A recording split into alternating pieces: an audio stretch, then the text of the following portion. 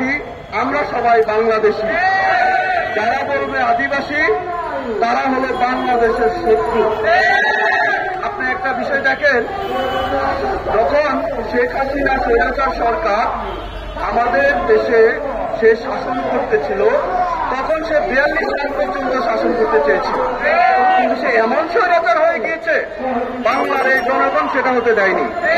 এখন আদিবাসী তারা কিভাবে দাবি করে, এটা প্রশ্নই আসে না। আপনি যখন স্বৈরাচার শেখ হাসিনা সরকার যখন বাংলাদেশে মিয়ানমারের সাথে রোহিঙ্গাদের উপর হাওয়াতৃপ্ত হামলা হচ্ছে, তখন প্রধানমন্ত্রী শেখ হাসিনা, স্বৈরাচার শেখ হাসিনা ভাষান্তরে রোহিঙ্গাদেরকে কি করা হয়েছে, বসবাস করতে দেওয়া হয়েছে। এখন তাই বলে কি তারা কি 1 বছর বা 10 বছর পর তারা কি এটা কি বলতে পারে যে আমরা আদিবাসী? ভাইদের কাছে প্রশ্ন, তারা কি বলতে পারে না তারা আদিবাসী? এখন যারা উপজাতি 13টা নৃগোষ্ঠী রয়েছে পার্বত্য চট্টগ্রামে, তারা বিভিন্ন দেশ থেকে আগত, ত্রিপুরা, আসাম, চীন, তারপরে হলো মায়ানমার, এইসব জায়গা থেকে তারা আসা। আমরা তাদেরকে বসবাস করতে দিয়েছি, তাই বলে তারা এখন আদিবাসী দাবি করবে না।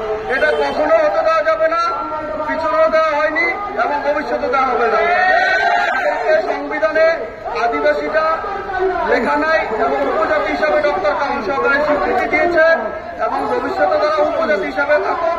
তারা যদি আদিবাসী নিয়ে যদি আদিবাসী দাবি করতে চায়, তাহলে তারা এটা হলো ভুল পথে হাঁটছে আর কি, রং নম্বরে ডায়াল করতেছে। অর্থাৎ রং নম্বরে ডায়াল করা কখনো কারোর সাথে সংযোগ করা যায় না।